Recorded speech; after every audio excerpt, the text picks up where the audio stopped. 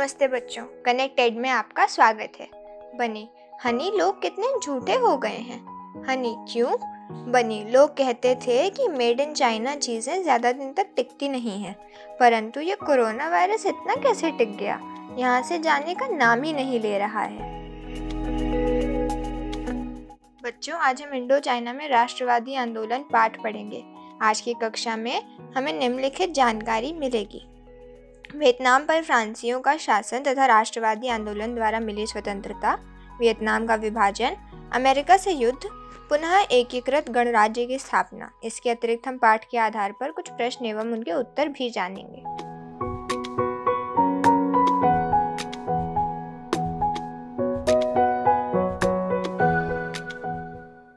Indo China में राष्ट्रवादी आंदोलन। इस अध्याय में आपको इंडो चाइना प्रायद्वीप के एक महत्वपूर्ण देश वियतनाम के बारे में जानने का मौका मिलेगा। वियतनाम को औपचारिक रूप से 1945 में यानी भारत से भी पहले आज़ादी मिल गई थी, लेकिन वियतनाम गणराज्य की स्थापना के लिए वहां के लोगों को 30 साल और संघर्ष करना पड़ा। वियतनाम में राष्ट्रवाद का उदय यूरोप की तरह नहीं हुआ, बल्कि वियतनामी राष्ट्रवाद औपनिवेशिक परिस्थितियों में विकसित हुआ था। वियतनाम के विभिन्न समुदायों को मिलाकर आधुनिक वियतनामी राष्ट्र की स्थापना में आंशिक रूप से उपनिवेशवाद का योगदान रहा, किंतु वास्तव में इस राष्ट्र का रूप स्वरूप औपनिवेशिक वर्चस्व के खिलाफ चले संघर्षों से ही तय हुआ था। यदि आप इंडो चाइना के ऐतिहासिक अनुभवों को भारत के अनुभवों से मिलाकर देखें तो पाएंगे कि इन दोनों समाजों में औपनिवेशिक साम्राज्यों का आचरण और तौर तरीके अलग अलग थे। दोनों जगह उपनिवेशवाद विरोधी आंदोलन भी अलग अलग तरीके से ही आगे बढ़े। इन भिन्नताओं और समानताओं को देखते हुए आपको ये समझने में मदद मिलेगी कि दुनिया के भिन्न भागों में राष्ट्रवाद कैसे कैसे विकसित हुआ है और उसने समकालीन विश्व की रंगत सूरत तय करने में कितनी अहम भूमिका अदा की है।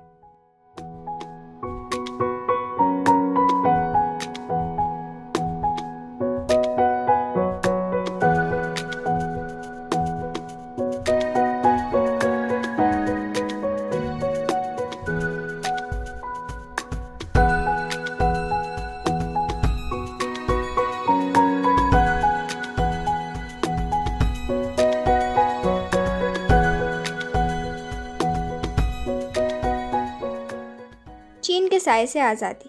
इंडो चाइना 3 देशों से मिलकर बना है। ये 3 देश हैं वियतनाम, लाओस और कंबोडिया। शुरुआत में इस इलाके में बहुत सारे समाज रहते थे और पूरे इलाके पर शक्तिशाली चीनी साम्राज्य का वर्चस्व था, जिसे आज उत्तरी और मध्य वियतनाम कहा जाता है। वहाँ के शासकों ने स्वतंत्र होने के पश्चात भी न केवल चीनी शासन व्यवस्था को बल्कि चीनी संस्कृति को भी अपनाए रखा। वियतनाम उस रास्ते से भी जुड़ा रहा है जिसे समुद्री सिल्क रूट कहा जाता है। इस रास्ते से वस्तुओं, लोगों और विचारों की खूब आवाजाही चलती थी। व्यापार के अन्य रास्तों के माध्यम से वियतनाम उन दूरवर्ती इलाकों से भी जुड़ा रहता था जहां गैर वियतनामी समुदाय जैसे खमेर और कंबोडियाई समुदाय रहते थे।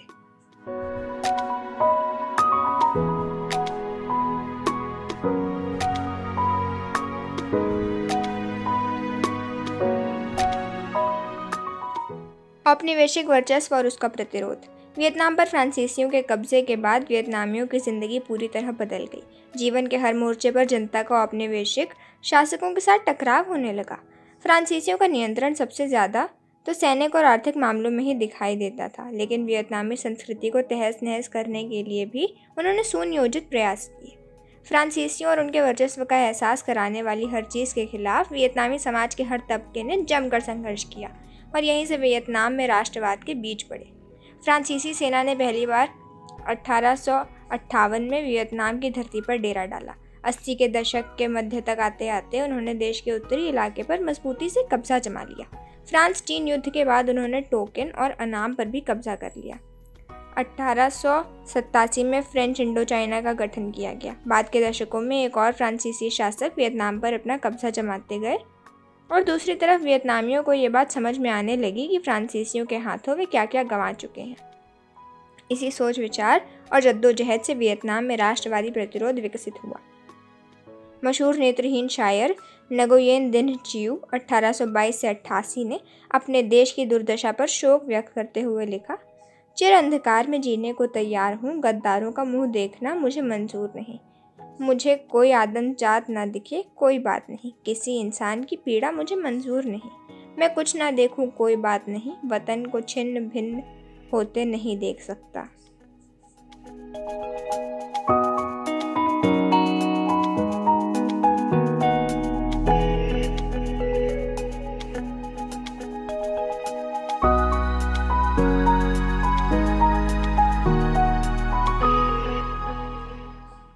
फ्रांसीसियों को उपनिवेशों की ज़रूरत क्यों थी? एक ज़माने में प्राकृतिक संसाधन हासिल करने और ज़रूरी साजो सामान जुटाने के लिए उपनिवेश बनाना ज़रूरी माना जाता था।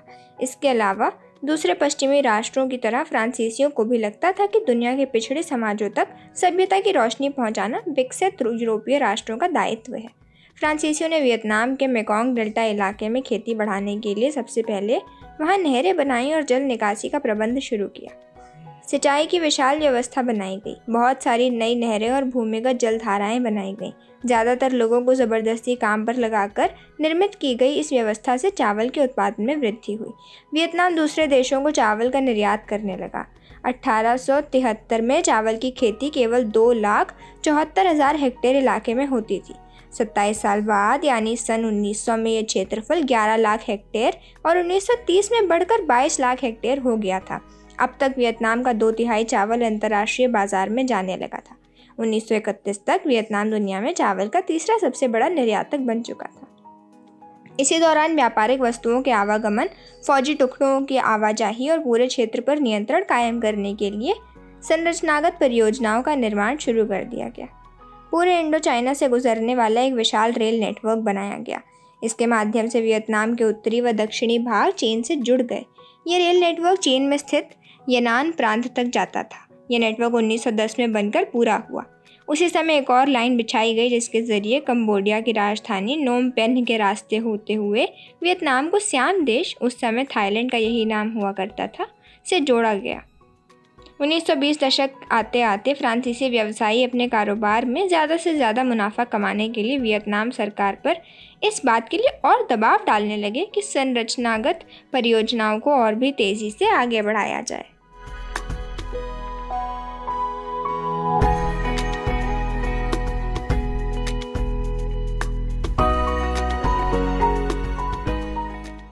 क्या उपनिवेशों का विकास करना ज़रूरी है? इस बारे में कोई संदेह नहीं कि स्वामी राष्ट्रों के हितों को पूरा करने के लिए ही उपनिवेश बनाए जाते थे। सवाल यह है कि स्वामी राष्ट्रों के हितों को साधने का तरीका क्या हो। प्रभावशाली लेखक और नीति निर्माता पॉल बर्नार्ड जैसे लोगों का मानना था कि उपनिवेशों की अर्थव्यवस्था का विकास करना ज़रूरी है। उनका कहना था कि उपनिवेश मुनाफा कमाने के लिए ही बनाए जाते हैं, इसलिए अगर गुलाम देश की अर्थव्यवस्था मजबूत होगी और लोगों का जीवन स्तर बेहतर होगा तो वे ज़्यादा चीज़ें खरीदेंगे, जिससे बाजार फैलेगा और फ्रांसीसी व्यवसायों को फ़ायदा होगा। बर्नार्ड ने वियतनाम की आर्थिक प्रगति को बाधित करने वाली कई बातें गिनवाई हैं, जैसे देश की आबादी ज़्यादा थी, खेती का उत्पादन स्तर कम था और किसान भारी कर्ज में डूबे हुए थे। ग्रामीण गरीबी कम करने और खेतीहर उत्पादन बढ़ाने के लिए ये ज़रूरी था कि वियतनाम में भी उसी तरह के भूमि सुधार किए जाएं जिस तरह के सुधार जापान में 1990 के दशक में किए गए थे। लेकिन इस रास्ते पर चलते हुए गारंटी नहीं दी जा सकती थी कि सबको रोज़गार भी मिल जाएगा। जैसा कि जापान के अनुभवों से स्पष्ट हो चुका था, नए रोज़गार पैदा करने के लिए अर्थव्यवस्था का औद्योगिकरण करना ज़रूरी था। वियतनाम की औपनिवेशिक अर्थव्यवस्था मुख्य रूप से चावल की खेती और रबड़ के बागानों पर आश्रित थी। इन पर फ्रांस और वियतनाम के मुट्ठी भर धनी तबके का स्वामित्व था। इस क्षेत्र की ज़रूरतों को पूरा करने के लिए ही रेल और बंदरगाह की सुविधाएं विकसित की जा रही थी। रबड़ के बागानों में वियतनामी मजदूरों से एक तरफा अनुबंध व्यवस्था के तहत काम करवाया जाता था। बर्नार्ड की राय के विपरीत फ्रांसीसियों ने वियतनाम की अर्थव्यवस्था में सुधार के लिए कोई खास प्रयास नहीं किए। ग्रामीण इलाकों में जमींदारों का बोलबाला था और जीवन स्तर गिरता जा रहा था।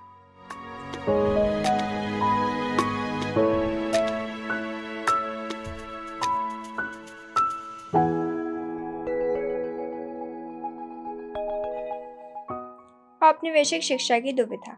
फ्रांसीसी उपनिवेशवाद सिर्फ आर्थिक शोषण पर केंद्रित नहीं था, इसके पीछे सभ्य बनाने का विचार भी काम कर रहा था। जिस तरह भारत में अंग्रेज दावा करते थे, उसी तरह फ्रांसीसियों का दावा था कि वे वियतनाम के लोगों को आधुनिक सभ्यता से परिचित करा रहे हैं। उनका विश्वास था कि यूरोप में सबसे विकसित सभ्यता कायम हो चुकी है, इसीलिए वे मानते थे कि उपनिवेशों में आधुनिक विचारों का प्रसार करना यूरोपियों का दायित्व है और इस दायित्व की पूर्ति करने के लिए अगर उन्हें स्थानीय संस्कृतियों, धर्मों व परंपराओं को भी नष्ट करना पड़े तो इसमें कोई बुराई नहीं है। वैसे भी यूरोपीय शासक इन संस्कृतियों, धर्मों और परंपराओं को पुराना व बेकार मानते थे। उन्हें लगता था कि ये चीज़ें आधुनिक विकास को रोकती हैं। देशी जनता को सभ्य बनाने के लिए शिक्षा को काफ़ी अहम माना जाता था, लेकिन वियतनाम में शिक्षा का प्रसार करने से पहले फ्रांसीसियों को एक और दुविधा हल करनी थी। दुविधा इस बात को लेकर थी कि वियतनामियों को किस हद तक या कितनी शिक्षा दी जाए। फ्रांसीसियों को शिक्षित कामगारों की ज़रूरत तो थी, लेकिन गुलामों को पढ़ाने लिखाने से समस्याएं भी पैदा हो सकती थीं। शिक्षा प्राप्त करने के बाद वियतनाम के लोग औपनिवेशिक शासन पर सवाल भी उठा सकते थे। इतना ही नहीं, वियतनाम में रहने वाले फ्रांसीसी नागरिकों, जिन्हें कोलोन कहा जाता था, को तो ये भी भय था कि स्थानीय लोगों में शिक्षा के प्रसार से कहीं उनके काम धंधे और नौकरियां भी हाथ से ना जाती रहें। इन लोगों में कोई शिक्षक, कोई दुकानदार तो कोई पुलिस वाला था। इसीलिए ये लोग वियतनामियों को पूरी फ्रांसीसी शिक्षा देने का विरोध करते थे।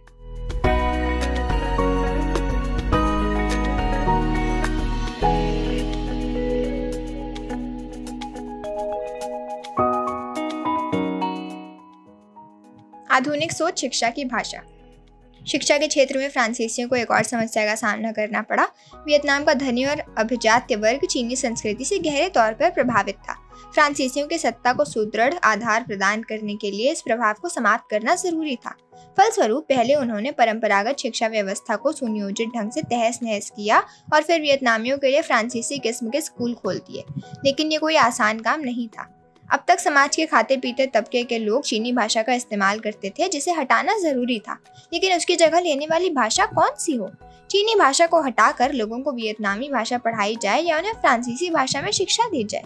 इस सवाल पर लोगों के बीच दो मत थे। कुछ नीति निर्माता मानते थे कि फ्रांसीसी भाषा को ही शिक्षा का माध्यम बनाया जाए।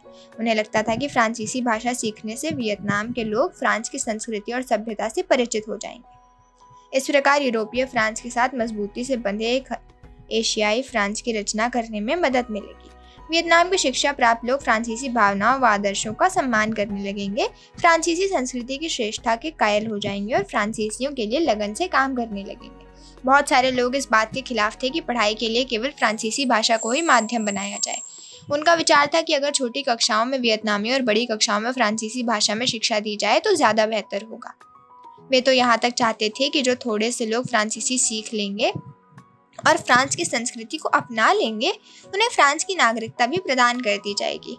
लेकिन स्कूलों में दाखिला लेने की ताकत तो वियतनाम के धनी वर्ग के पास ही थी। ये देश की आबादी का एक बहुत छोटा हिस्सा था।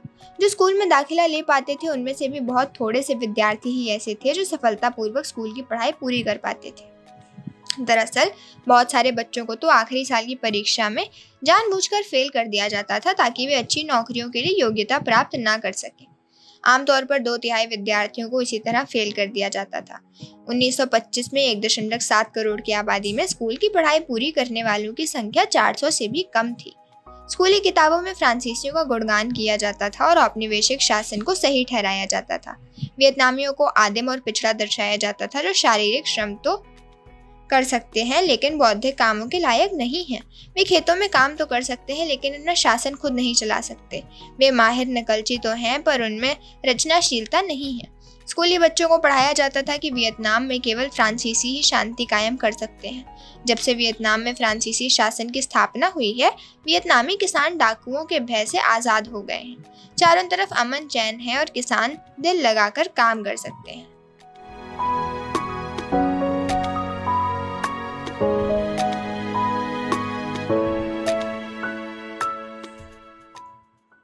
आधुनिक दिखने की चाह, पश्चिमी ढंग की शिक्षा देने के लिए 1907 में टोकन फ्री स्कूल खोला गया। इस शिक्षा में विज्ञान, स्वच्छता और फ्रांसीसी भाषा की कक्षाएं भी शामिल थीं, जो शाम को लगती थीं और उनके लिए अलग से फीस ली जाती थी। इस स्कूल की नज़र में आधुनिक के क्या मायने थे, इससे उस समय की सोच को अच्छी तरह समझा जा सकता है। स्कूल की राय में सिर्फ विज्ञान और पश्चिमी विचारों की शिक्षा प्राप्त कर लेना ही काफ़ी नहीं था। आधुनिक बनने के लिए वियतनामियों को पश्चिम के लोगों जैसा ही दिखना भी पड़ेगा। इसीलिए ये स्कूल अपने छात्रों को पश्चिमी शैलियों को अपनाने के लिए उकसाता था। मसलन बच्चों को छोटे छोटे बाल रखने की सलाह दी जाती थी। वियतनामियों के लिए ये अपनी पहचान को पूरी तरह बदल डालने वाली बात थी। वे तो पारंपरिक रूप से लंबे ही बाल रखते थे। इस अमूल परिवर्तन का महत्व स्पष्ट करने वाला एक बाल कटाई श्लोक तक गढ़ लिया गया था। बाएं हाथ में कंघा थामो, दाएं हाथ में कैंची, कचकच कपच कपच खबरदार ख्याल रखो, वाहियात आदतें छोड़ दो बच्चों, जैसा क्यों करते हो। मुंह खोलकर बोलो बेधड़क, पश्चिमी तौर तरीके सीखो।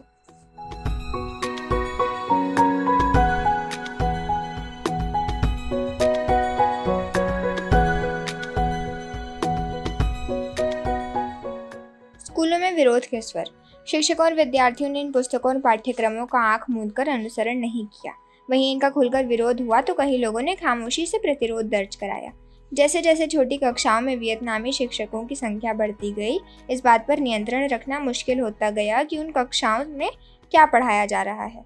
बहुत सारे वियतनामी शिक्षक किताबों में लिखी बातों को चुपचाप बदलकर पढ़ाने लगते थे और जो उनमें छपा होता था उसमें मीन मेख निकालने लगते थे। 1926 में साइगॉन नेटिव गर्ल्स स्कूल में एक बड़ा आंदोलन खड़ा हो गया। विवाद तब शुरू हुआ जब एक कक्षा में अगली सीट पर बैठी वियतनामी लड़की को उठकर पिछली कतार में जाकर बैठने के लिए कह दिया गया, क्योंकि अगली सीट पर एक स्थानीय फ्रांसीसी लड़की को बैठना था। वियतनामी लड़की ने सीट छोड़ने से इनकार कर दिया। स्कूल का प्रिंसिपल एक कॉलोन यानी उपनिवेशों में रहने वाले फ्रांसीसी था। उसने लड़की को स्कूल से निकाल दिया। जब दूसरे विद्यार्थियों ने प्रिंसिपल के फैसले का विरोध किया तो उन्हें भी स्कूल से निकाल दिया गया। इसके बाद तो ये विवाद और फैल गया। लोग खुलेआम जुलूस निकालने लगे। हालात बेकाबू होने लगे तो सरकार ने आदेश दिया कि लड़की को दोबारा स्कूल में वापस ले लिया जाए। प्रिंसिपल ने लड़की को वापस दाखिला तो दे दिया, लेकिन साथ ही ये ऐलान भी कर दिया कि मैं सारे वियतनामियों को पांव तले कुचल कर रख दूंगा। वाह, तुम लोग मुझे वापस भिजवाना चाहते हो? अच्छी तरह गांठ बांध लो। जब तक एक भी वियतनामी कोचिन चाइना में बसने की जुर्रत करता रहेगा तब तक मैं यहाँ से जाने वाला नहीं हूँ। दूसरे इलाकों में भी छात्र छात्राओं ने सरकार की इस चाल का जमकर विरोध किया कि वियतनामी बच्चों को सफ़ेद पोश नौकरियों के लायक योग्यता ना मिले। ये विद्यार्थी देशभक्ति की भावनाओं से प्रेरित थे। उनको विश्वास था कि शिक्षितों को समाज के भले के लिए काम करना चाहिए। उनकी इसी सोच के कारण न केवल फ्रांसीसियों के साथ बल्कि स्थानीय अभिजात्य वर्ग के साथ भी उनका टकराव बढ़ने लगा, क्योंकि दोनों को ही लगता था कि इस तरह तो उनकी हैसियत और सत्ता खतरे में पड़ जाएगी। 1920 के दशक तक आते आते छात्र छात्राएं राजनीतिक पार्टियां बनाने लगे थे। उन्होंने यंग अन्नान जैसी पार्टियों को बनाकर अन्नानी स्टूडेंट्स, अन्नान के विद्यार्थी जैसी पत्रिकाएं निकालना शुरू किया। पाठशालाएं राजनीतिक सांस्कृतिक संघर्ष के अखाड़ों में तब्दील होने लगी। शिक्षा पर नियंत्रण के माध्यम से फ्रांसीसी वियतनाम पर अपना कब्जा और मजबूत करने की फिराक में थे। वे जनता की मूल्य मान्यताओं, तौर तरीकों और रवैयों को बदलने का प्रयास करने लगे ताकि लोग फ्रांसीसी सभ्यता को श्रेष्ठ और वियतनामियों को कमतर मानने लगे।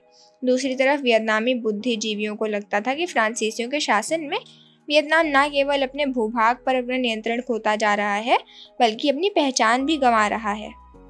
उसकी संस्कृति और मूल्यों का अपमान किया जा रहा था और लोगों में राजा प्रजा वाला भाव पैदा हो रहा था। फ्रांसीसी औपनिवेशिक शिक्षा के खिलाफ चल रहा संघर्ष उपनिवेशवाद के विरोध और स्वतंत्रता के हक में चलने वाले व्यापक संघर्ष का हिस्सा बन गया था।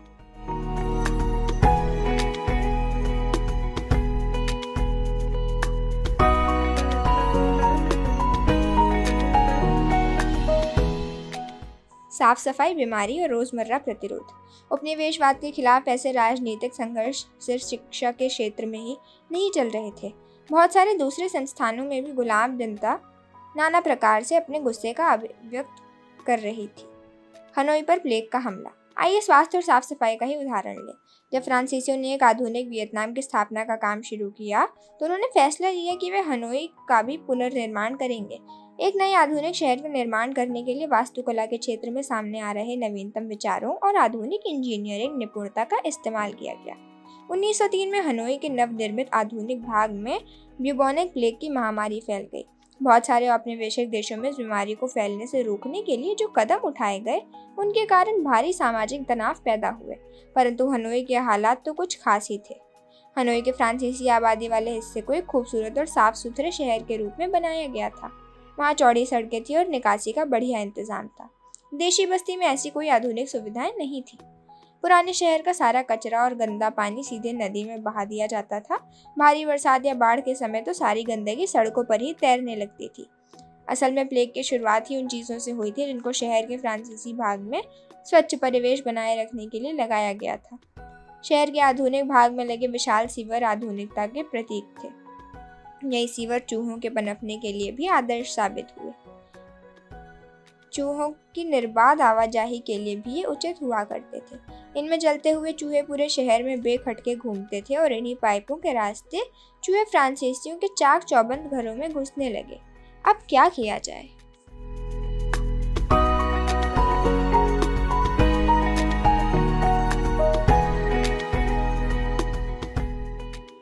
चूहों की पकड़ धकड़। इस घुसपैठ को रोकने के लिए 1902 में चूहों को पकड़ने की मुहिम शुरू की गई। इस काम के लिए वियतनामियों को काम पर रखा गया और उन्हें हर चूहे के बदले इनाम दिया जाने लगा। हजारों की संख्या में चूहे पकड़े जाने लगे। उदाहरण के लिए 30 मई को 20,000 चूहे पकड़े गए। इसके बावजूद चूहे खत्म होने का नाम ही न लेते थे।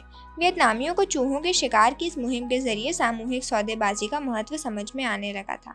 जो लोग सीवरों की गंदगी में घुसकर काम करते थे, उन्होंने पाया कि अगर वे एकजुट हो जाएं तो बेहतर मेहनताने के लिए सौदेबाजी कर सकते हैं।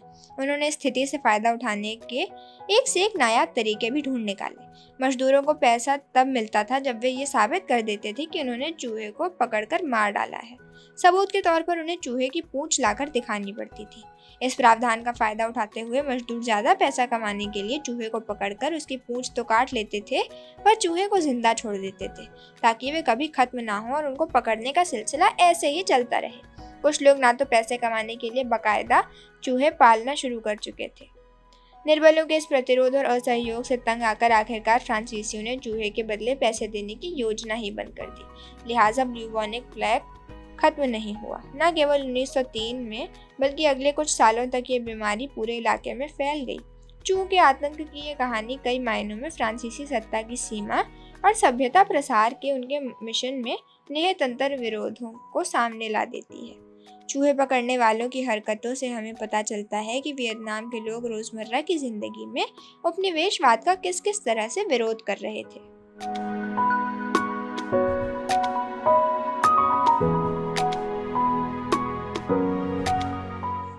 धर्म और उपनिवेशवाद विरोध। औपनिवेशिक वर्चस्व निजी और सार्वजनिक जीवन के तमाम पहलुओं पर नियंत्रण के रूप में सामने आता था। फ्रांसीसियों ने न केवल सैनिक ताकत के सहारे वियतनाम पर कब्जा कर लिया था, बल्कि वे वहां के सामाजिक और सांस्कृतिक जीवन को भी पूरी तरह बदल देना चाहते थे। हालांकि धर्म ने औपनिवेशिक शासन को मजबूती प्रदान करने में अहम भूमिका अदा की, लेकिन दूसरी ओर उसने प्रतिरोध के नए नए रास्ते भी खोल दिए। आइए देखें किस प्रकार ऐसा हुआ। वियतनामियों के धार्मिक विश्वास बौद्ध धर्म, कन्फ्यूशियसवाद और स्थानीय रीति रिवाजों पर आधारित थे। फ्रांसीसी मिशनरी वियतनाम में ईसाई धर्म के बीज बोने का प्रयास कर रहे थे। उन्हें वियतनामियों के धार्मिक जीवन में इस तरह का घालमेल पसंद नहीं था। उन्हें लगता था कि पराभौतिक शक्तियों को पूजने की वियतनामियों की आदत को सुधारा जाना चाहिए। 18वीं सदी से ही बहुत सारे धार्मिक आंदोलन पश्चिमी शक्तियों के प्रभाव और उपस्थिति के खिलाफ जागृति फैलाने का प्रयास कर रहे थे। 1868 का स्कॉलर्स रिवोल्ट, विद्वानों का विद्रोह, फ्रांसीसी कब्जे और ईसाई धर्म के प्रसार के खिलाफ शुरुआती आंदोलनों में से एक था। इस आंदोलन की बागडोर शाही दरबार के अफसरों के हाथों में थी। ये अफसर कैथोलिक धर्म और फ्रांसीसी सत्ता के प्रसार से नाराज थे। उन्होंने नु अन और हा दियन प्रांतों में बगावतों का नेतृत्व किया और 1000 से ज्यादा ईसाइयों का कत्ल कर डाला। कैथोलिक मिशनरी 17वीं सदी की शुरुआत से ही स्थानीय लोगों को ईसाई धर्म से जोड़ने में लगे हुए थे और 18वीं सदी के अंत तक आते आते उन्होंने लगभग 3 लाख लोगों को ईसाई बना लिया था। फ्रांसीसियों ने 1868 के आंदोलन को तो कुचल डाला, लेकिन इस बगावत ने फ्रांसीसियों के खिलाफ अन्य देशभक्तों में उत्साह का संचार जरूर कर दिया। वियतनाम के अभिजात्य चीनी भाषा और कन्फ्यूशियसवाद की शिक्षा लेते थे, लेकिन किसानों के धार्मिक विश्वास बहुत सारी समन्वयवादी परंपराओं से जन्मे थे, जिनमें बौद्ध धर्म और स्थानीय मूल्य मान्यताओं दोनों का सम्मिश्रण था। वियतनाम में बहुत सारे पंथ ऐसे लोगों के जरिए फैले थे जिनका दावा था कि उन्होंने ईश्वर की आभा देखी है। इनमें से कुछ धार्मिक आंदोलन फ्रांसीसियों का समर्थन करते थे, जबकि कुछ औपनिवेशिक शासन के विरुद्ध चलने वाले आंदोलनों के पक्षधर थे। हुआ हाओ ऐसा ही एक आंदोलन था। यह आंदोलन 1939 में शुरू हुआ था। हरे भरे मेकोंग डेल्टा इलाके में इसे भारी लोकप्रियता मिली। यह आंदोलन 19वीं सदी के उपनिवेशवाद विरोधी आंदोलनों में उपजे विचारों से प्रेरित था। हुआ हाओ आंदोलन के संस्थापक का नाम था ह्युइन फ्यू सो। वह जादू टोना और गरीबों की मदद किया करते थे। व्यर्थ खर्चे के खिलाफ उनके उपदेशों का लोगों में काफी असर था। वह बालिका वधुओं की खरीद फरोख्त, शराब व अफीम के प्रखर विरोधी थे। फ्रांसीसियों ने ह्युइन फ्यू सो के विचारों पर आधारित आंदोलन को कुचलने का कई तरह से प्रयास किए। उन्होंने फूसो को पागल घोषित कर दिया। फ्रांसीसी उन्हें पागल बूंजी कहकर बुलाते थे। सरकार ने उन्हें पागल खाने में डाल दिया था। मजे की बात यह थी कि जिस डॉक्टर को ये जिम्मेदारी सौंपी गई कि वह फूसो को पागल घोषित करेगा, वही कुछ समय में उनका अनुयायी बन गया। आखिरकार 1941 में फ्रांसीसी डॉक्टरों ने भी मान लिया कि वह पागल नहीं है। इसके बाद फ्रांसीसी सरकार ने उन्हें वियतनाम से निष्कासित करके लाओस भेज दिया। उनके बहुत सारे समर्थकों और अनुयायियों को यातना शिविर, कंसंट्रेशन कैंप में डाल दिया गया। इस तरह के आंदोलनों का राष्ट्रवाद की मुख्य धारा के साथ अंतर्विरोधी संबंध रहता था। राजनीतिक दल ऐसे आंदोलनों से जुड़े जन समर्थन का फायदा उठाने की तो कोशिश करते थे, लेकिन उनकी गतिविधियों से बेचैन भी रहते थे। राजनीतिक दलों को ऐसे समूहों पर नियंत्रण और अपना अनुशासन कायम करने में काफ़ी परेशानी महसूस होती थी। ना ही वे उनके रीति रिवाजों और व्यवहारों का समर्थन कर पाते थे। इसके बावजूद साम्राज्यवादी भावनाओं को झकझोरने में ऐसा आंदोलनों का योगदान कम करके नहीं आंका जा सकता।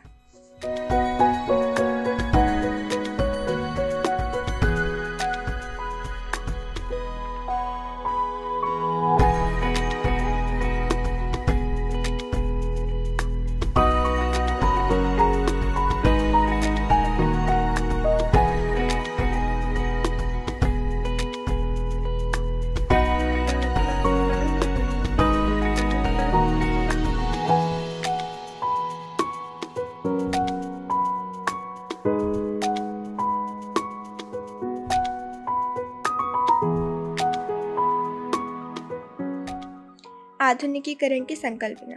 फ्रांसीसी उपनिवेशवाद का विभिन्न स्तरों पर और नाना प्रकार से विरोध हो रहा था, लेकिन सभी राष्ट्रवादियों के सामने सवाल एक जैसे थे। मसलन आधुनिक होने का क्या मतलब होता है? राष्ट्रवादी किसे कहते हैं? क्या आधुनिक बनने के लिए परंपराओं को पिछड़ेपन की निशानी मानना और सभी पुराने विचारों व सामाजिक आचारों को खारिज करना जरूरी है?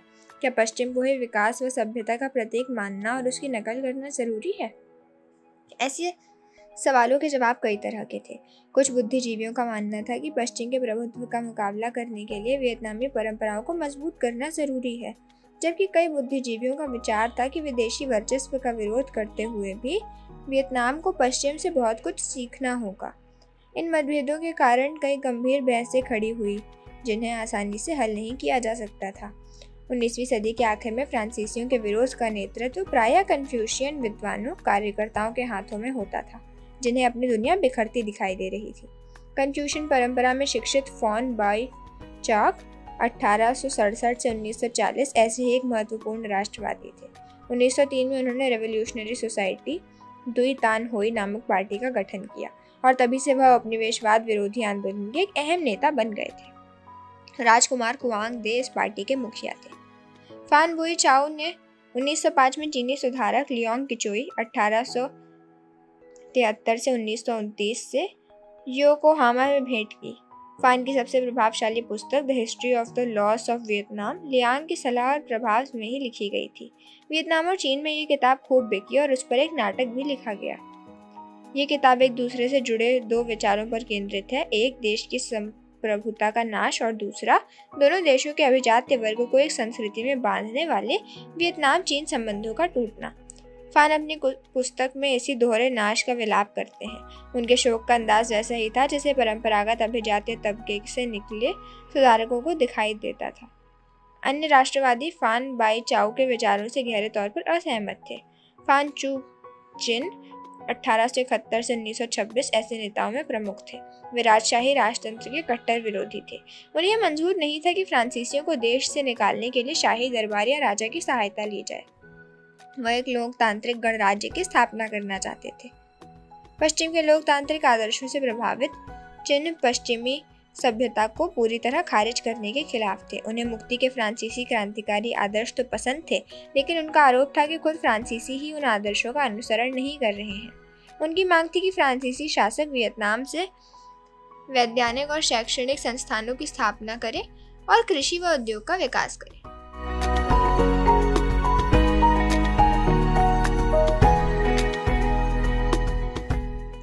आधुनिक बनने के अन्य तरीके जापान और चीन। प्रारंभिक वियतनामी राष्ट्रवादियों के जापान और चीन के साथ काफ़ी घनिष्ठ संबंध थे। जापान और चीन न केवल बदलाव का प्रतीक थे बल्कि फ्रांसीसी पुलिस से बच निकलने वालों के लिए शरण स्थली भी थे। इन देशों में एशियाई क्रांतिकारियों के नेटवर्क बने हुए थे। 20वीं सदी के पहले दशक में पूरब की ओर चलो आंदोलन काफी तेज था। 1907 से 8 में लगभग 300 वियतनामी विद्यार्थी आधुनिक शिक्षा प्राप्त करने के लिए जापान गए थे। उनमें से बहुतों का सबसे बड़ा लक्ष्य यही था कि फ्रांसीसियों को वियतनाम से निकाल बाहर किया जाए, कठपुतली सम्राट को गद्दी से हटा दिया जाए और फ्रांसीसियों द्वारा अपमानित करके गद्दी से हटा दिए गए नगोयेन राजवंश को दोबारा गद्दी पर बिठाया जाए। इन राष्ट्रवादियों को विदेशी हथियार और मदद लेने से कोई परहेज नहीं था। इसके लिए इन्होंने एशियाई होने के नाते जापानियों से मदद मांगी। जापान आधुनिकीकरण के रास्ते पर काफी आगे बढ़ चुका था। जापानियों ने पश्चिम द्वारा गुलाम बनाए जाने की कोशिशों का भी सफलतापूर्वक विरोध किया था। 1907 में रूस पर विजय प्राप्त करके जापान अपनी सैनिक ताकत का भी लोहा मनवा चुका था। वियतनामी विद्यार्थियों ने टोक्यो में भी रेस्टोरेशन सोसाइटी की स्थापना कर ली थी, लेकिन 1908 में जापानी गृह मंत्रालय ने ऐसी गतिविधियों का दमन शुरू कर दिया। फान बुई चाओ सहित बहुत सारे लोगों को जापान से निकाला जाने लगा और उन्हें मजबूरन चीन व थाईलैंड में शरण लेनी पड़ी। चीन के घटनाक्रम ने भी वियतनामी राष्ट्रवादियों के हौसले बढ़ा दिए थे। सुन यात सेन के नेतृत्व में चले आंदोलन के जरिए जनता ने लंबे समय से चीन पर शासन करते आ रहे राजवंश को 1911 में गद्दी छोड़ने पर विवश कर दिया और वहां गणराज्य की स्थापना की गई। इन घटनाओं से प्रेरणा लेते हुए वियतनामी विद्यार्थियों ने भी वियतनाम मुक्त एसोसिएशन वियतनाम कुवान फुक होई की स्थापना कर डाली। अब फ्रांस विरोधी स्वतंत्रता आंदोलन का स्वरूप बदल चुका था। अब इस संघर्ष का उद्देश्य ये नहीं था कि संवैधानिक राजशाही की स्थापना कैसे की जाए। अब स्वतंत्रता संग्रामी एक लोकतांत्रिक गणराज्य की स्थापना का सपना देखने लगे थे। लेकिन जल्दी ही वियतनाम का साम्राज्यवाद विरोधी आंदोलन एक नए प्रकार के नेतृत्व की देखरेख में आगे बढ़ने लगा।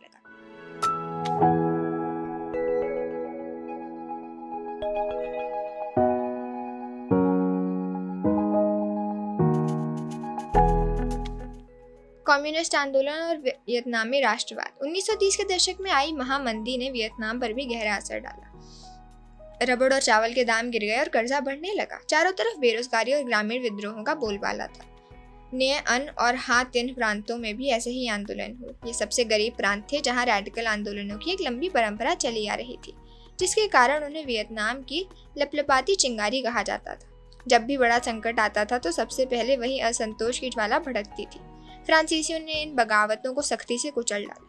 यहाँ तक कि जुलूसों पर हवाई जहाज़ों से भी बमबारी की गई। फरवरी 1930 में हो ची मिन्ह ने राष्ट्रवादियों के अलग थलग समूहों और गुटों को एकजुट करके वियतनामी कम्युनिस्ट वियतनाम कोंग सान देंग पार्टी की स्थापना की, जिसे बाद में इंडो चाइनीज कम्युनिस्ट पार्टी का नाम दिया गया। हो ची मिन्ह यूरोपीय कम्युनिस्ट पार्टियों के उग्र आंदोलनों से काफ़ी प्रभावित थे। 1940 में जापान ने वियतनाम पर कब्जा कर लिया। जापान पूरे दक्षिण पूर्व एशिया पर कब्जा करना चाहता था। ऐसे में अब राष्ट्रवादियों को फ्रांसीसियों के साथ साथ जापानियों से भी लोहा लेना था। बाद में वियतमिन्ह के नाम से जानी गई league for the independence of Vietnam, Vietnam स्वतंत्रता लीग ने जापानी कब्जे का मुंहतोड़ जवाब दिया और सितंबर 1945 में हनोई को आज़ाद करा लिया। इसके बाद वियतनाम लोकतांत्रिक गणराज्य की स्थापना की गई और हो ची मिन्ह को उसका अध्यक्ष चुना गया।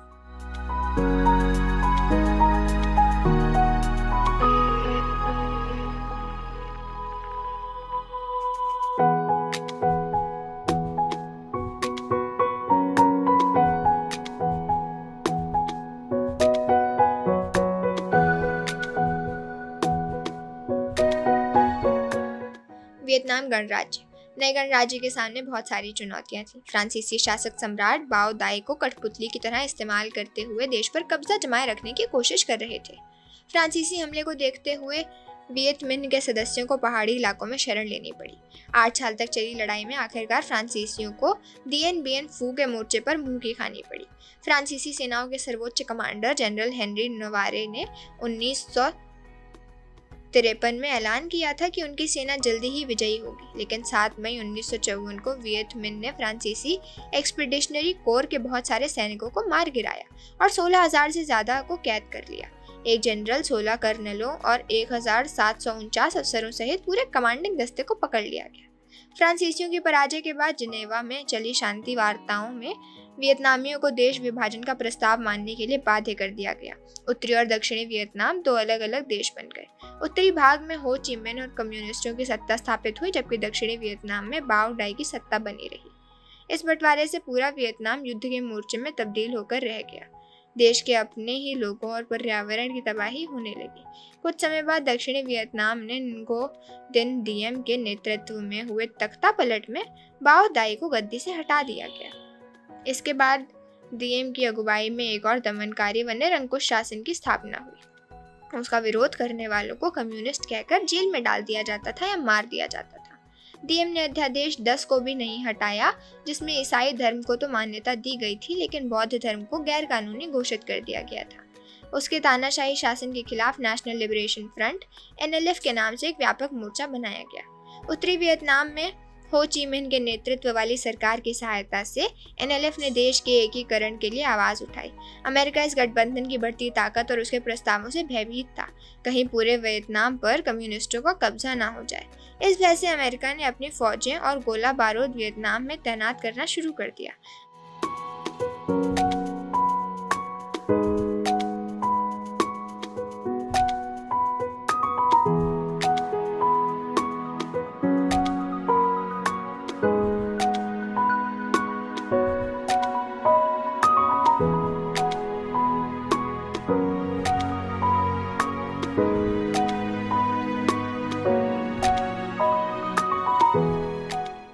युद्ध में अमेरिका का प्रवेश। अमेरिका के भी युद्ध में कूद पड़ने से वियतनाम में एक नया दौर शुरू हुआ, जो वियतनामियों के साथ साथ अमेरिकियों के लिए भी बहुत महंगा साबित हुआ।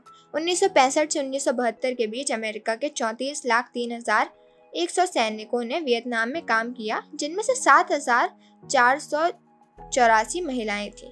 हालांकि अमेरिका के पास एक से बढ़कर एक आधुनिक साधन और बेहतरीन चिकित्सा सेवाएं उपलब्ध थीं, फिर भी उसके बहुत सारे सैनिक मारे गए।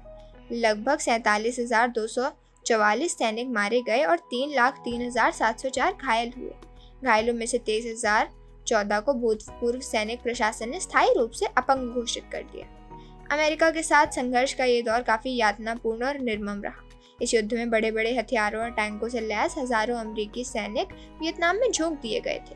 उनके पास B-52 बम वर्षक विमान भी मौजूद थे, जिन्हें उस समय दुनिया का सबसे खतरनाक युद्धक विमान माना जाता था। चौतरफा हमलों और रासायनिक हथियारों के बेतहाशा इस्तेमाल से असंख्य गांव नष्ट हो गए और विशाल जंगल तहस नहस कर दिए गए। अमेरिकी फौजों ने नापाम, एजेंट ऑरेंज और फॉस्फोरस बम जैसे घातक रासायनिक हथियारों का जमकर इस्तेमाल किया। इन हमलों में असंख्य साधारण नागरिक मारे गए। युद्ध का असर अमेरिका में भी साफ महसूस किया जा सकता था। वहाँ के बहुत सारे लोग इस बात के लिए सरकार का विरोध कर रहे थे कि उसने देश की फौजों को एक ऐसे युद्ध में झोंक दिया है जिसे किसी भी हालत में जीता नहीं जा सकता। जब युवाओं को भी सेना में भर्ती किया जाने लगा तो लोगों का गुस्सा और बढ़ गया, पर विश्वविद्यालय स्नातकों को अनिवार्य सैनिक सेवा से मुक्त रखा गया था। इसका अर्थ है कि जिन्हें मोर्चे पर भेजा जा रहा था उनमें से बहुत सारे नौजवान समाज के अभिजात्य वर्ग के नहीं थे, इसलिए सरकार को उनसे कोई हमदर्दी नहीं थी। मोर्चे पर भेजे जाने वालों में ज्यादातर अल्पसंख्यक और गरीब मेहनतकशों के बच्चे थे। इस युद्ध के प्रति समर्थन और विरोध के स्वरों को बुलंद करने में अमेरिकी मीडिया और फिल्मों ने भी एक अहम भूमिका अदा की थी। हॉलीवुड में युद्ध के समर्थन में कई फिल्में बनी। 1968 में जॉन वेन की फिल्म ग्रीन बेरेट्स इसी प्रकार की फिल्म थी। बहुत सारे लोगों ने इस बात को रेखांकित किया है कि ये एक तर्कहीन प्रोपेगेंडा यानी प्रचार केंद्रित फिल्म थी, जिसने बहुत सारे युवाओं को युद्ध में अपनी जान गंवाने के लिए उकसाया। कई फिल्में इस युद्ध के बारे में सरकार की नीति का विरोध करती नजर आती थी। उनमें इस युद्ध के कारणों की तफ्तीश करने का प्रयास किया जाता था। अमेरिका में इस युद्ध से कितना भ्रम पैदा हुआ था, इस बात को जॉन फोर्ड कपोला की फिल्म एपोकैलिप्स नाउ 1979 से अच्छी तरह समझा जा सकता है। यह युद्ध इसलिए शुरू हुआ था क्योंकि अमेरिकी नीति निर्माता इस बात को लेकर चिंतित थे कि अगर हो ची मिन्ह की सरकार अपनी योजनाओं में कामयाब हो गई तो आसपास के दूसरे देशों में भी कम्युनिस्ट सरकारें स्थापित हो जाएंगी। पर उन्हें इस बात का अंदाजा ही नहीं था कि राष्ट्रवाद की शक्ति और ऊर्जा से लैस लोग किस हद तक जा सकते हैं, अपने घर बार को त्याग कर कैसी भयानक परिस्थितियों में रह सकते हैं और अपनी आज़ादी के लिए लड़ाई लड़ सकते हैं। वे दुनिया के सबसे विकसित और आधुनिक तकनीक से सुसज्जित देश का मुकाबला करने के लिए तैयार एक छोटे से देश की ताकत को बहुत कम करके आंक रहे थे।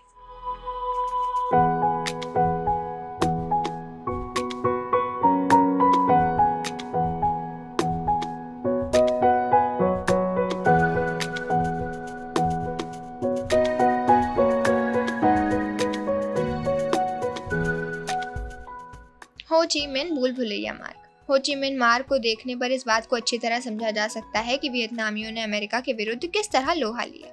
इससे ये भी पता चलता है कि वियतनाम के लोग अपने सीमित संसाधनों का भी कितनी सूझबूझ से इस्तेमाल करना जानते थे। फुटपाथों और सड़कों के इस विशाल नेटवर्क के जरिए देश के उत्तर से दक्षिण की ओर सैनिक व रसद भेजी जाती थी। 50 के दशक के आखिर में इस मार्ग को काफी बेहतर बना दिया गया था और 1967 के बाद हर महीने लगभग 20,000 उत्तरी वियतनामी सैनिक इसी रास्ते से होते हुए दक्षिणी वियतनाम पहुंचने लगे थे। इस मार्ग पर जगह जगह छोटे छोटे सैनिक अड्डे और अस्पताल बने थे। कुछ इलाकों में माल ढुलाई के लिए ट्रकों का इस्तेमाल भी किया जाता था, लेकिन ज़्यादातर ये काम कुली करते थे, जिनमें ज़्यादातर औरतें होती थी। इस तरह के कुली औरत मर्द लगभग 25 किलो सामान पीठ पर या लगभग 70 किलो सामान साइकिलों पर लेकर जाते थे। इस मार्ग का ज़्यादातर हिस्सा वियतनाम के बाहर लाओस और कंबोडिया में पड़ता था और उसके कई सिरे दक्षिणी वियतनाम में पहुंच जाते थे। अमेरिकी टुकड़ियों ने वियतनामी सैनिकों के लिए रसद की आपूर्ति को बंद करने के लिए इस मार्ग पर कई बार बम बरसाए, पर बेहिसाब बमबारी के बावजूद वे इस सप्लाई लाइन को ध्वस्त नहीं कर पाए। अमेरिकी इस मार्ग को इसलिए नहीं तोड़ पाए क्योंकि वहां के लोग हर हमले के बाद उसकी फौरन मरम्मत कर देते थे।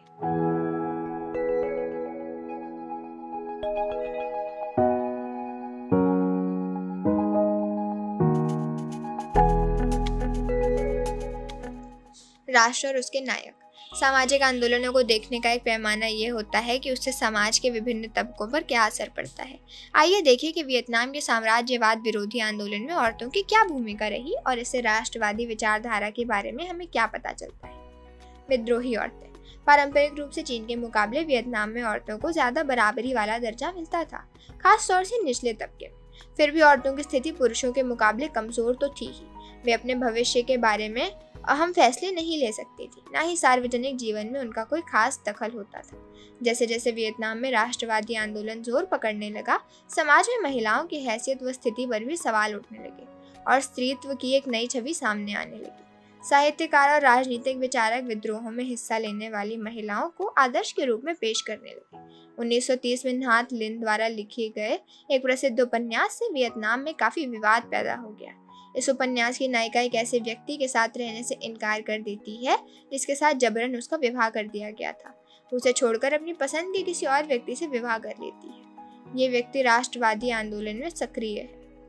ये सोच सामाजिक रीति रिवाजों और परंपराओं के विरुद्ध एक बगावत थी। यह इस बात का संकेत था कि वियतनामी समाज में औरत अब एक नई सोच के साथ आगे बढ़ना चाहती है।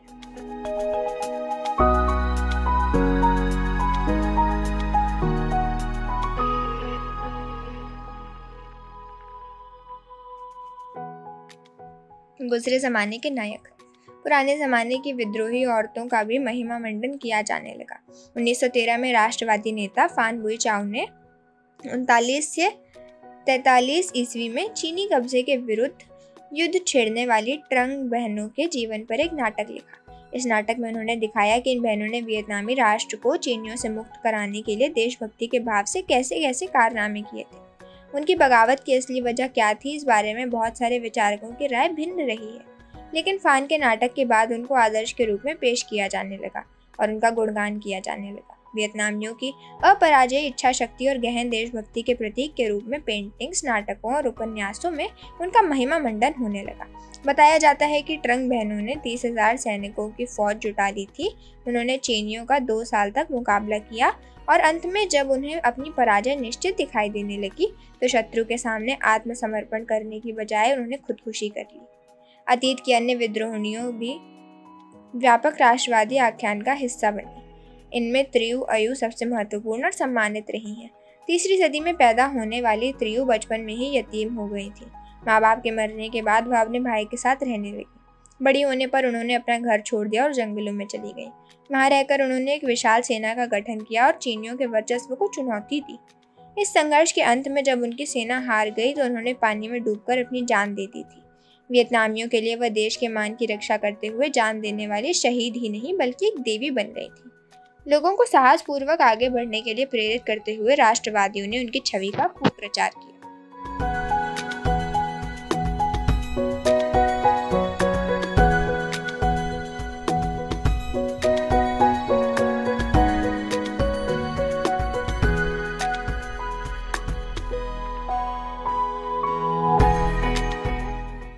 योद्धा औरतें। 1960 के दशक के पत्र पत्रिकाओं में दुश्मन से लोहा लेती योद्धा औरतों की तस्वीरें बड़ी संख्या में छपने लगी। इन तस्वीरों में स्थानीय प्रहरी दस्ते की औरतों को हवाई जहाज़ों को मार गिराते हुए दर्शाया जाता था। उनको युवा, बहादुर और समर्पित योद्धाओं के रूप में चित्रित किया जाता था। इस बारे में कहानियां छपने लगी कि सेना में शामिल होने और राइफल उठाने का मौका मिलने से वे कितना खुश महसूस करती हैं।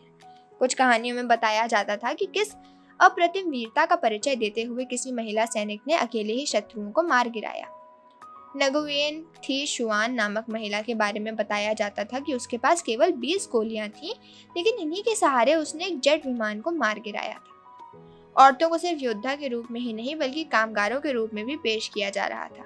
बहुत सारी तस्वीरों में औरतों को एक हाथ में राइफल और दूसरे हाथ में हथौड़ा लिए दिखाया जाता था।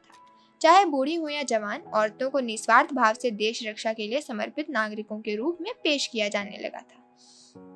जब 60 के दशक में बड़ी संख्या में सैनिक मारे जाने लगे तो औरतों से भी ज्यादा तादाद में सेना में भर्ती होने का आह्वान किया गया।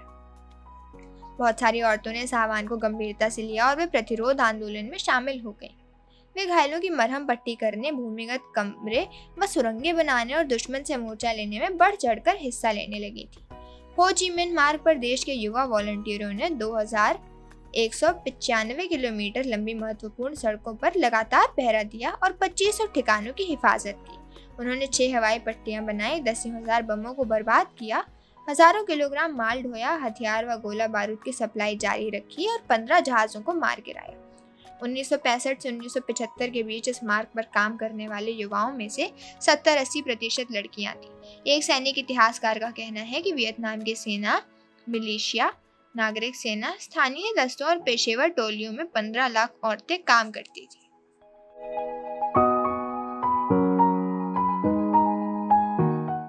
शांति के समय औरतें। 70 के दशक तक आते आते शांति प्रक्रिया शुरू हो चुकी थी। युद्ध समाप्त होने के आसार दिखाई देने लगे थे। इसके बाद औरतों को योद्धाओं के रूप में पेश करने का चलन खत्म होने लगा। अब औरतों को मजदूरों के रूप में ही ज्यादा पेश किया जाने लगा। उन्हें सैनिकों के रूप में नहीं बल्कि कृषि कोऑपरेटिवों, कारखानों और उत्पादन इकाइयों में काम करते हुए दर्शाया जाने लगा।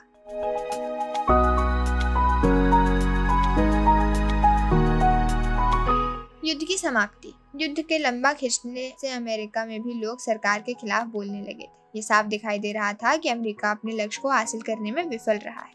अमेरिका ने तो वियतनामियों के प्रतिरोध को कुचलने की भी असमर्थता दिखाई और न ही अमेरिकी कार्रवाई के लिए वियतनामी जनता का समर्थन प्राप्त किया। इस दौरान हजारों नौजवान अमेरिकी सिपाही अपनी जान गंवा चुके थे और असंख्य वियतनामी नागरिक मारे जा चुके थे। इस युद्ध को पहला टेलीविजन युद्ध कहा जाता है। युद्ध के दृश्य हर रोज समाचार कार्यक्रमों में टेलीविजन के पर्दे पर प्रसारित किए जाते थे। अमेरिकी कुकृत्यों को देखकर बहुत सारे लोगों का अमेरिका से मोहभंग हो चुका था।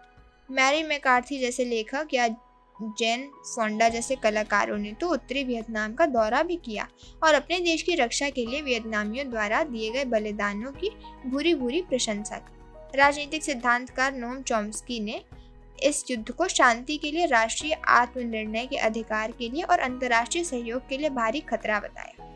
सरकारी नीति के खिलाफ व्यापक प्रतिक्रियाओं ने युद्ध खत्म करने के प्रयासों को और बल प्रदान किया। जनवरी 1974 में पेरिस में एक शांति समझौते पर हस्ताक्षर किए गए। इस समझौते से अमेरिका के साथ चला आ रहा टकराव तो खत्म हो गया, लेकिन साइगोन शासन और एनएलएफ के बीच टकराव जारी रहा। आखिरकार 30 अप्रैल 1975 को एनएलएफ ने राष्ट्रपति के महल पर कब्जा कर लिया और वियतनाम के दोनों हिस्सों को मिलाकर एक राष्ट्र की स्थापना कर दी।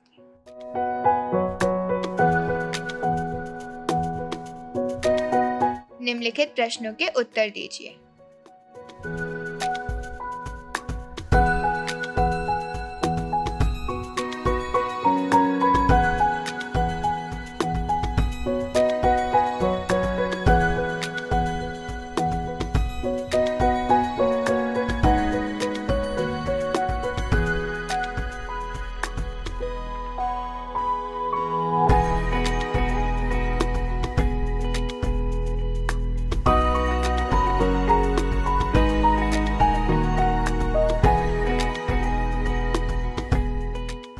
ये है जवाब।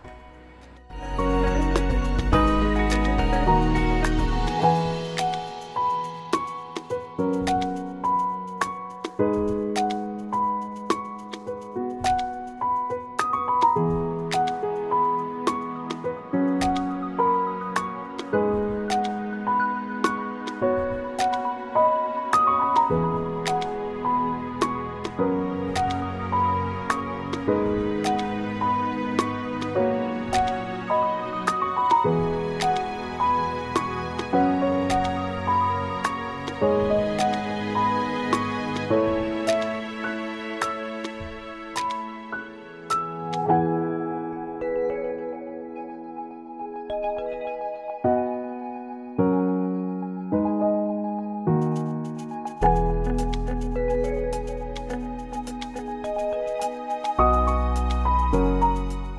बच्चों, ये था आज का पाठ। आशा करती हूँ कि आप सबको खूब आनंद आया होगा। आज की कक्षा यहीं समाप्त हुई। अगली कक्षा में मिलते हैं एक नए पाठ के साथ। धन्यवाद।